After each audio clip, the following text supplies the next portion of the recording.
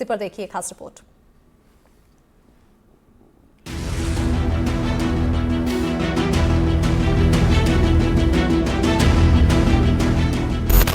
छत्तीसगढ़ के बीजापुर का national park क्षेत्र, जहां 5 जून से नक्सलियों से मुठभेड़ जारी है। शनिवार को सुरक्षा बलों ने जंगल से 5 और नक्सलियों के शव बरामद किए हैं। इसी के साथ इस मुठभेड़ में मारे जाने वाले नक्सलियों की संख्या 7 पर पहुंच गई है। मारे गए नक्सलियों में 1 करोड़ का इनामी नक्सली सेंट्रल कमेटी का सदस्य सुधाकर और 25 लाख का इनामी तेलंगाना राज्य कमेटी का सदस्य भास्कर शामिल है। सुरक्षा बलों ने 5 जून को सुधाकर का शव बरामद किया था। 6 जून को जंगल से भास्कर का शव बरामद हुआ। 6 से 7 जून की रात मुठभेड़ के बाद 3 नक्सलियों के शव बरामद किए गए। इसके बाद 7 जून सुबह फिर 2 नक्सलियों के शव बरामद किए गए हैं। सुधाकर, भास्कर के अलावा 3 पुरुष 2 महिला नक्सली ढेर। मुठभेड़ के दौरान सुरक्षा बलों ने नक्सलियों से 2 AK-47 समेत बड़ी मात्रा में हथियार और गोला बारूद बरामद किया है। जंगल में और भी नक्सलियों के छिपे होने की आशंका के चलते सर्चिंग अभियान चलाया जा रहा है। बीजापुर के नेशनल पार्क एरिया में चल रही इस मुठभेड़ के दौरान सिर्फ नक्सली ही सुरक्षा बलों के लिए चुनौती नहीं बन रहे, बल्कि प्राकृतिक परिस्थितियां भी सुरक्षा बलों के सामने परेशानी बन रही हैं। जवानों को सिर्फ नक्सलियों से नहीं बल्कि सर्पदंश, मधुमक्खी के हमले और डिहाइड्रेशन से भी लड़ना पड़ रहा है। बताया जा रहा है कि इस ऑपरेशन के दौरान 6 जवान मधुमक्खियों के हमले से घायल हुए हैं। 1 जवान सर्पदंश की वजह से घायल हुआ है, जबकि कुछ जवान डिहाइड्रेशन के शिकार भी हुए हैं। बीजापुर से NDTV के लिए पंकज भदौरिया की रिपोर्ट।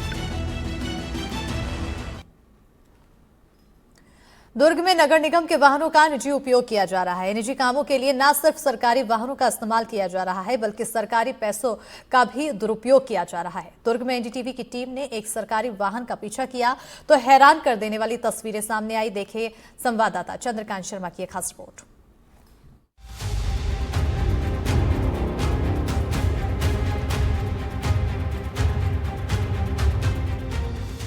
ये कहानी एक गाड़ी की है, लेकिन कोई आम गाड़ी नहीं। ये सरकारी व्यवस्था की चलती फिरती बेशर्मी है, जिसने सड़कों पर लोकतंत्र को रौंदा और सीमेंट की बोरियों पर शासन की नीयत ढोई। भिलाई नगर निगम की इस गाड़ी को देखकर एक बात तो साफ है, सरकार चाहे जिसकी हो, गाड़ी तो सबकी चलती है। कहते हैं सरकार जनता की होती है, पर ये गाड़ी देखकर लगता है कि जनता बस फॉर्मेलिटी है। CG 07 CB 0901 नंबर प्लेट भले काली ना हो, पर नियत का रंग थोड़ा गाढ़ा है। ये वो गाड़ी है जो कागजों में सार्वजनिक और असल में पारिवारिक हो गई है। हमने पीछा किया सिरसा गेट से लेकर रायपुर की एक आलीशान हाउसिंग सोसाइटी तक। गाड़ी ऐसे भाग रही थी जैसे पीछे CAG नहीं CBI लगी हो। आधा घंटा खड़े रहकर देखा तो जो निकला वो सीमेंट और रेत से भरी एक कहानी थी। सरकारी संसाधन, निजी निर्माण।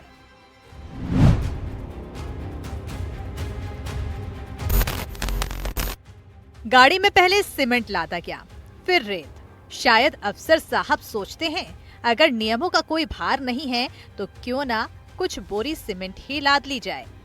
भिलाई से शुरू हुआ ये जन संपदा का अपमान 75 किलोमीटर दूर गातापार गांव में जाकर रुका। कायदे कानून रास्ते में कहीं उतर गए और गाड़ी में सिर्फ मनमानी रह गई। जिस गाड़ी की रफ्तार 75 किलोमीटर तक मापी गई, उसके जवाब की स्पीड 0 है।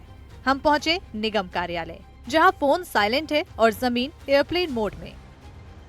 भिलाई नगर निगम आयुक्त कार्यालय के सामने हम खड़े हुए हैं और काफी वक्त से इंतजार कर रहे हैं कि अधिकारी हमको अंदर बुलाए और हम उनसे जाने कि आखिर उस गाड़ी का यूज कौन कर रहा था और क्यों किया जा रहा था। इस मामले में कल से हम लगातार इनको फोन भी कर रहे हैं, लेकिन फोन कॉल भी रिसीव नहीं किया जा रहा है। तो आप देखिए किस तरह से अपने अधिकारी को बचाने के चक्कर में यहाँ के अधिकारी लगे हुए हैं। अब थोड़ी गणित की बात करते हैं। सीमेंट से ज्यादा डीजल से चपत। ट्रक 1 लीटर में 2 किलोमीटर चलता है। 150 किलोमीटर में 75 लीटर डीजल, 7,000 रुपए उड़न छू। सीमेंट सिर्फ 5,000 की। ऐसी कोई घटना मेरी जानकारी में है नहीं। मैं आपने वो बताया है, मैं पता करवाता हूँ, अभी आयुक्त से बात करता हूँ। और किस संबंधित जोन से, अगर जोन है तो हमारे 5 जोन हैं, किस जोन की बात है मैं अभी आयुक्त हमारे नगर निगम के राजीव पांडे जी, उनसे बात करता हूँ और मैं जानकारी में लेता हूँ। और जहाँ तक बात है सीमेंट रेती की, तो इसको नगर निगम क्षेत्र से बाहर जाने की ज़रूरत नहीं पड़ती है किसी भी हमारी गाड़ी में। विशेष परिस्थितियों में कोई निर्माण हो रहा है, कुछ हो रहा है, तो नगर निगम क्षेत्र के अंतर्गत ही होना है, तो वहाँ हम लोग वैसे भी बड़े वाहनों का इस्तेमाल हम लोग उसमें करते नहीं है, लेकिन अगर विशेष परिस्थिति में कहीं कुछ आवश्यक है तो वो इस्तेमाल भी करते हैं। लेकिन जहाँ तक आप बोल रहे हैं नगर निगम सीमा के बाहर, तो नगर निगम सीमा के बाहर तो कोई भी वाहन बिना स्वीकृति के, बिना उसकी अनुमति लिए नगर निगम सीमा के बाहर भेजना अनुचित है। व्यक्तिगत रूप से किसी को अलॉटेड गाड़ी है, अगर वो मंत्रालय जा रहा है या उसके पर्सनल काम से जा रहा है, वो दूसरी बात है, छोटी गाड़ियों की बात कर रहा हूँ। जो बड़ी गाड़ी है, जो जैसा आप जिक्र कर रहे हैं डंपर का या और बड़ी गाड़ियाँ जो है, ऐसी गाड़ियों का नगर निगम क्षेत्र से बाहर जाने का कोई सीमेंट लेके जाने का कोई ऐसा मेरी जानकारी में नहीं है और होना भी नहीं चाहिए। आयुक्त महोदय से बात करूंगा और निश्चित इसकी जांच कराऊंगा। अब सवाल ये है कि अगर नगर निगम की गाड़ियां भी बेलगाम दौड़ें तो फिर भ्रष्टाचार को ट्रैफिक नियम कैसे रोकेंगे? दुर्ग से चंद्रकांत शर्मा की रिपोर्ट। छत्तीसगढ़ सरकार के युक्तियुक्तकरण के फैसले का शिक्षक जमकर विरोध कर रहे हैं। शिक्षक युक्तियुक्तकरण में धांधली का आरोप लगा रहे हैं, तो वहीं अब कांग्रेस भी इस मुद्दे पर सरकार को घेरने में लगी है। देखिए सूरजपुर से ये रिपोर्ट।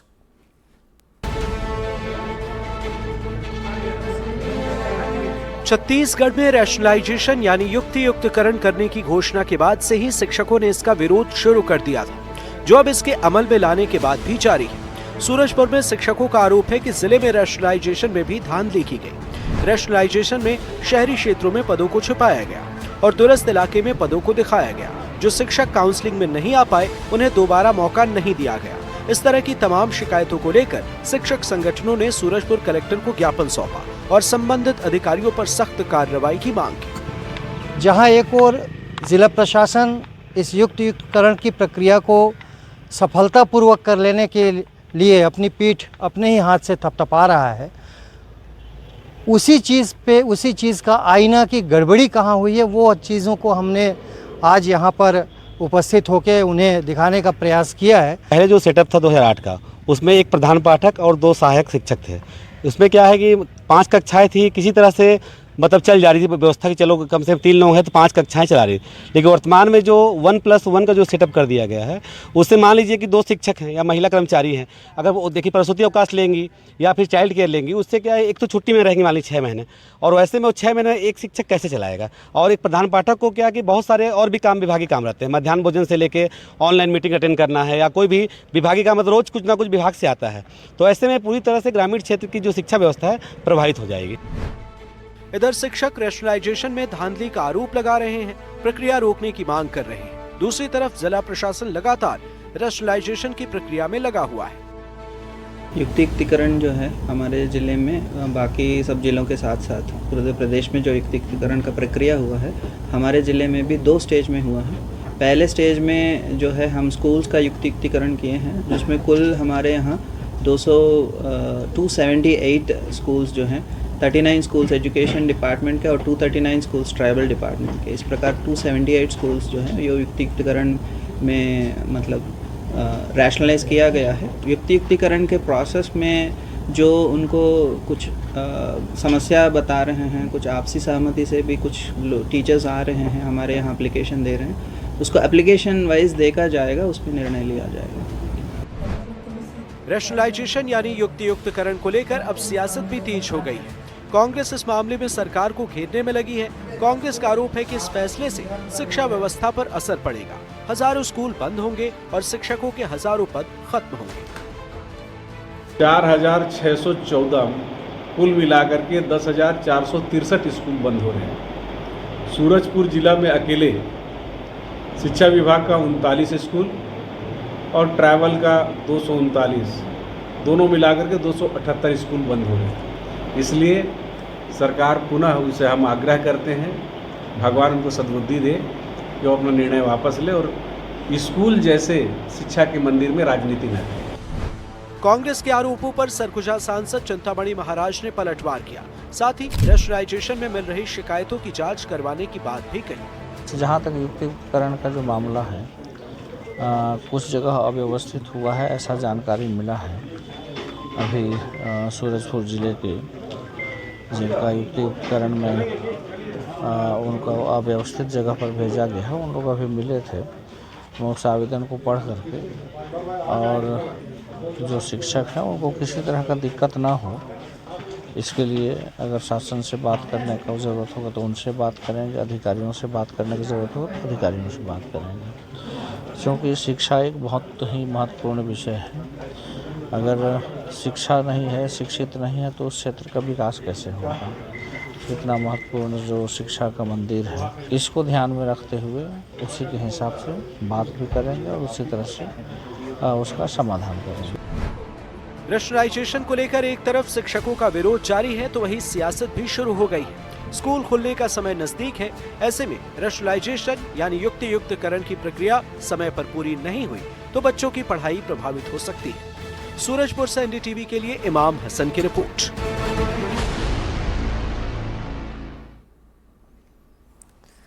और इसी बीच बड़ी खबर है, जहां सोनम और राजा रघुवंशी से जुड़ी बड़ी जानकारी सामने आई है। सीएम डॉक्टर मोहन यादव ने की सीबीआई जांच की मांग, एक्सपोस्ट कर की सीबीआई जांच की मांग। बता दें कि केंद्रीय गृह मंत्री से सीबीआई जांच का अनुरोध किया है सीएम डॉक्टर मोहन यादव ने। उन्होंने कहा कि मैंने मेघालय के सीएम से चर्चा की है, गृह मंत्री अमित शाह से सीबीआई जांच का आग्रह किया है। मध्य प्रदेश सोनम के परिवार के साथ खड़ा है, सीएम डॉक्टर मोहन यादव कहते हुए नजर आए। आपको बताते चले कि लगभग 10 दिन से भी अधिक का समय बीत चुका है और सोनम का अभी तक कोई सुराग नहीं मिला है। तो उधर सोनम के परिवार की उम्मीदें टूट रही हैं। परिवार को मेघालय सरकार और वहां के पुलिस से कोई उम्मीद नहीं बची है, लिहाजा गुहार सीधे दिल्ली से है। इस बीच सोनम और राजा का एक और नया सीसीटीवी वीडियो सामने आया जिसमें दोनों होटल के बाहर दिख रहे हैं। वहीं निराशा और हताशा में डूबा परिवार अब टोटकों का भरोसा ले रहा है।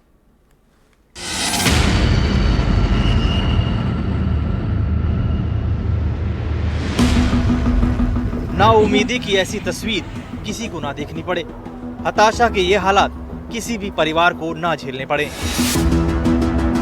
ये तस्वीर मेघालय में गुम सोनम की है, जो उसी के घर पर लगी है। सोनम की तस्वीर उल्टी लगाई गई है।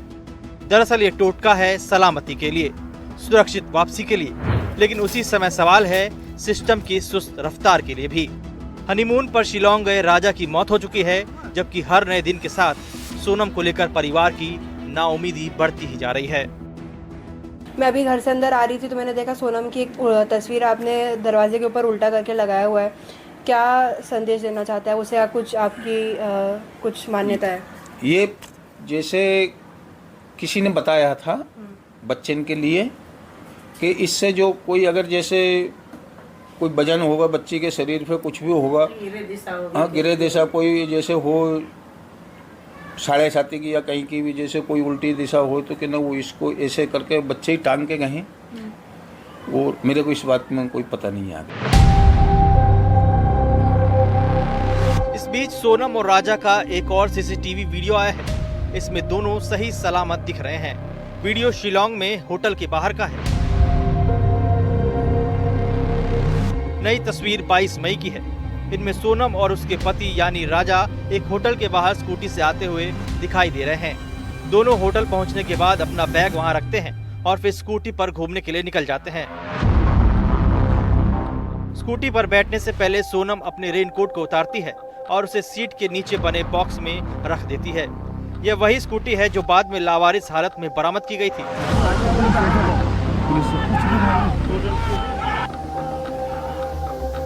सबसे खास बात यह है कि इसमें सोनम ने जो रेनकोट पहन रखा है वही रेनकोट पिछले दिनों सर्च के दौरान मिला था। मतलब साफ है कि जहां रेनकोट मिला था वहां सोनम मौजूद थी। लिहाजा अब सवाल है कि वहां सोनम के साथ कौन सी विपदा पेश आई। राजा भी सफेद शर्ट ही पहने थे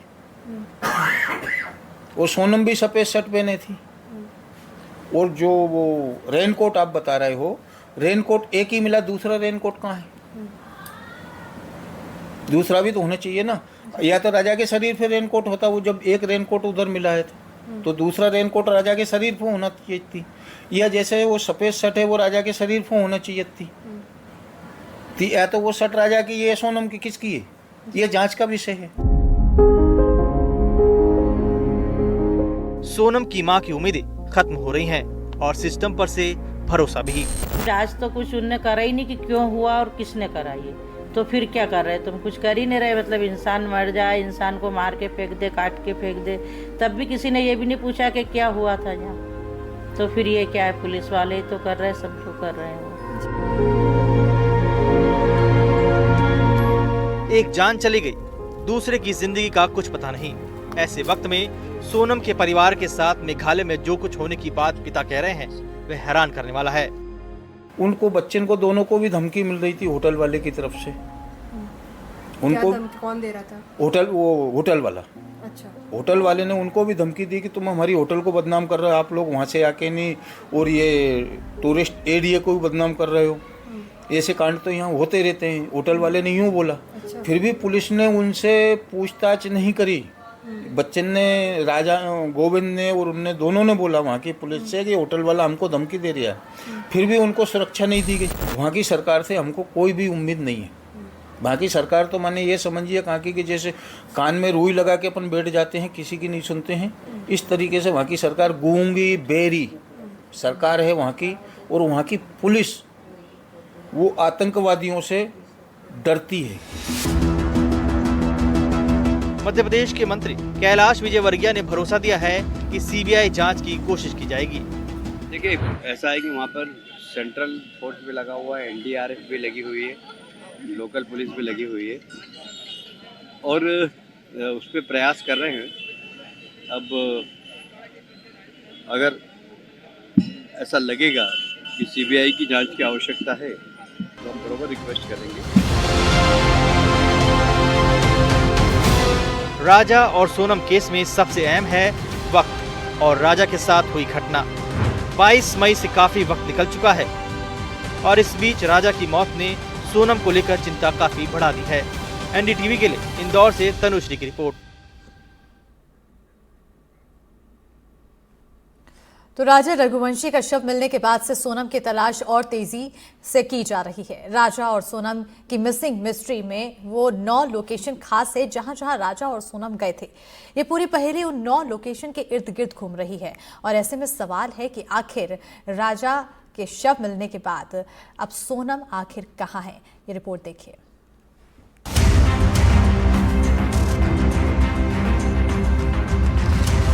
इंदौर की सोनम आखिर इस वक्त किस हालात में है और कहां है, हमने मेघालय की 9 लोकेशन के बारे में पता किया। मकसद इतना भर है कि तथ्य सामने रखे जाएं और इस आधार पर सर्च ऑपरेशन अंजाम तक पहुंचे। 21 मई शाम 6 बजे बालाजी गेस्ट हाउस शिलोंग। सोनम और राजा बालाजी गेस्ट हाउस शिलोंग पहुंचे और वहां होटल में चेक इन किया। 21 तारीख को शाम को वो शिलोंग आए थे और उन्होंने शिलोंग के गेस्ट हाउस में चेक इन किया। 22 मई सुबह का वक्त केटिंग रोड शिलोंग। सोनम और राजा केटिंग रोड पहुंचे, वहां से एक स्कूटी किराए पर ली। इसके बाद वे बालाजी गेस्ट हाउस लौटे। बिना नाश्ता किए चेकआउट किया। उन्होंने मैनेजर को बताया कि वे 25 मई तक लौटेंगे और जरूरत पड़ने पर कमरे के लिए कॉल करेंगे।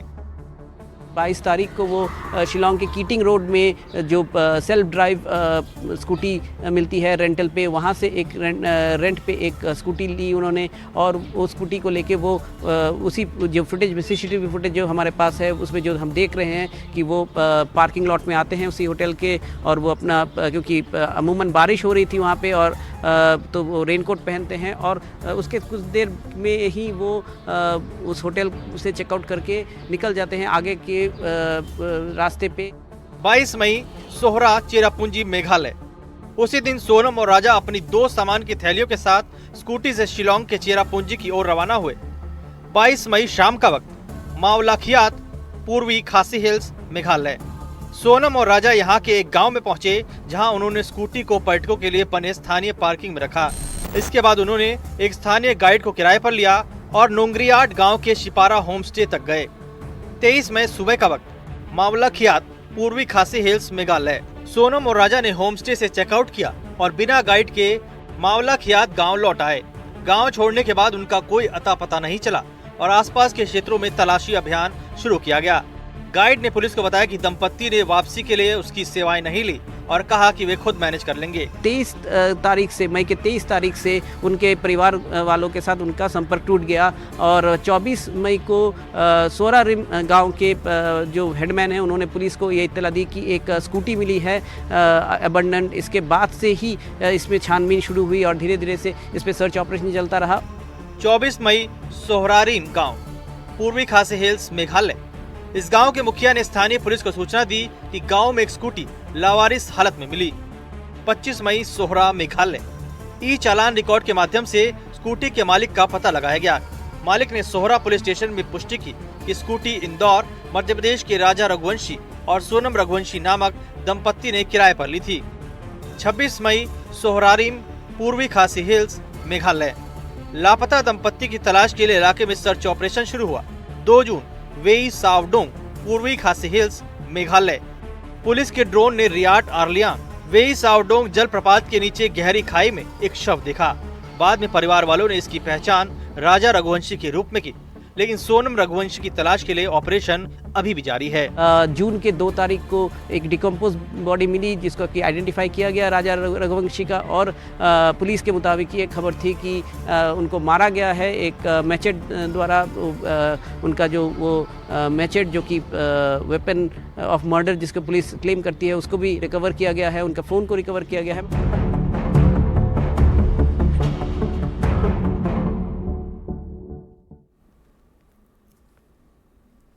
और इसी बीच पुलिस आरक्षक भर्ती 2023 घोटाले से जुड़ी हुई बड़ी खबर है, जहां मामले पर सीएम मोहन यादव का पोस्ट सामने आया है। सीएम डॉक्टर मोहन यादव ने प्रतिक्रिया देते हुए कहा कि प्रक्रिया में फर्जीवाड़ा की सूचना पर की सख्त कार्रवाई के निर्देश दिए गए हैं। तो वहीं इस तरह के मामले में योग्य अभ्यर्थियों के साथ होता है अन्याय। दोषियों के खिलाफ अपराध दर्ज कर की जाएगी कठोर कार्रवाई। बताते चले कि एनडीटीवी ने इस खबर को प्रमुखता से दिखाई थी, जिसके बाद बड़ा असर देखने को मिला। तो आरक्षक भर्ती मामले के शिवपुरी एसपी ने एसआईटी का गठन भी कर दिया। 1 महीने के अंदर एसआईटी जांच रिपोर्ट सौंपेगी। अकेले शिवपुरी में आरक्षक भर्ती घोटाले के 6 मामले आए थे, जिसमें सॉल्वर की मदद से एग्जाम देने के आरोप लगे थे। फर्जी आरक्षक भर्ती मामले में जैसे जैसे जांच आगे बढ़ रही है वैसे वैसे रोज नए नए खुलासे हो रहे हैं। 2023 में 18वीं बटालियन शिवपुरी में आरक्षक भर्ती परीक्षा में 2 अभ्यर्थी पहले अपने प्रमाणिक दस्तावेजों के वेरिफिकेशन के अंतिम दौर में पकड़ में आए। उनके खिलाफ शिवपुरी के सतनवाड़ा थाना में मुकदमा दर्ज किया गया। अब शिवपुरी के सतनवाड़ा थाना में 6 आरोपी नामजद हैं और पूरे मामले की जांच की जा रही है। इसके साथ साथ अगर हम बात करें तो शिवपुरी एसपी अमन सिंह राठौर ने इस पूरे मामले को लेकर एक एसआईटी का गठन किया है, जो न केवल 1 महीने में अपनी रिपोर्ट सौंपेगी बल्कि सॉल्वर अभ्यर्थी और कहीं ना कहीं सॉल्वर गैंग तक पहुंचने की कोशिश को भी अंजाम देगी। लेकिन सवाल इस बात का है कि जिन जरूरतमंदों की नौकरी पर इस तरह के फर्जी लोग डाका डालते हैं, क्या ये एसआईटी रिपोर्ट सामने आने के बाद रुक पाएगा? शायद नहीं। और ये सवाल का जवाब जब तक नहीं मिलेगा तब तक न जाने कितनी एसआईटी बनती रहेंगी और न जाने कितनी रिपोर्ट आती रहेंगी। शिवपुरी से अतुल गौड़, एनडीटीवी। बढ़ेंगे आगे। छत्तीसगढ़ में बारिश के बाद धान संग्रहण केंद्रों पर खुले में रखा धान खराब होने लगा है। कई केंद्रों पर रखा धान अंकुरित होने लगा है और इससे राइस मिलर्स की टेंशन भी बढ़ गई है। शिकायतों के बाद बालोद की विधायक संगीता सिन्हा ने भी खरीदी केंद्रों का निरीक्षण किया। देखिए रिपोर्ट।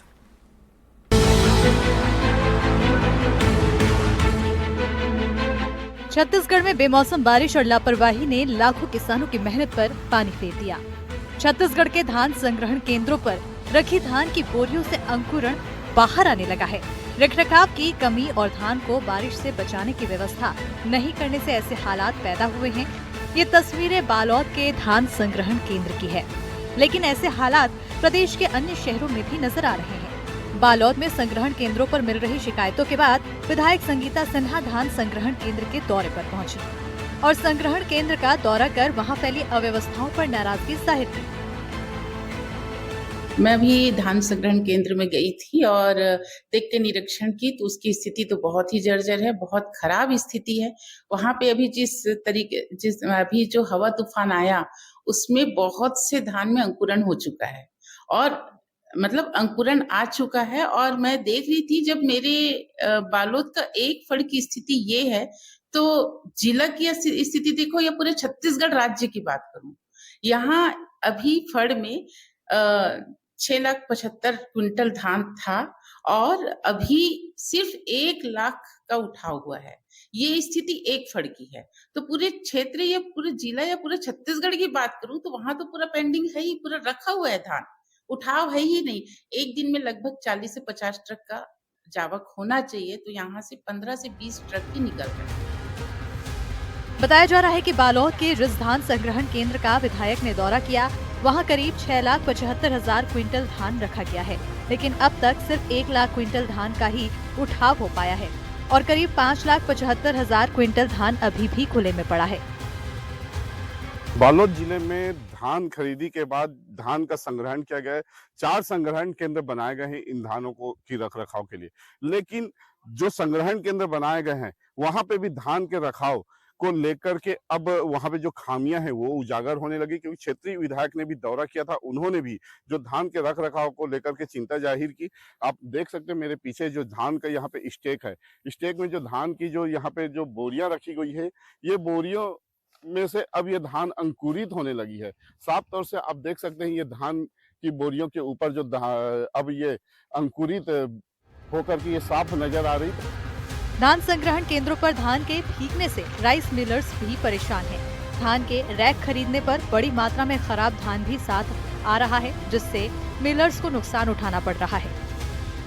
समस्या यहाँ हर कदम में समस्या दिखती है हमको तो, क्योंकि जब हम कोई स्टेक लेते हैं खुद से पैसा लगा के, उसमें कुछ धान भी खराब है। दूसरा, जब लास्ट में हम आखिरी गाड़ी उठाते हैं तो जो लूज भरने का जो प्रक्रिया है, पूरा नीचे का धान, खराब धान वो भरते हैं। यहाँ पे लेबर भी कम है, अपने मिल से भी लेके आते हैं आदमी, तो उसमें खराब धान बहुत आ रहा है, तो उससे चावल सही नहीं बन रहा है। तो मौसम के प्रभाव भी क्या देखने किस तरह से देखने ये तो दिन ब दिन ये धान खराब होते जा रहा है। अभी सामने बरसात है, बहुत दिक्कत आने वाली है।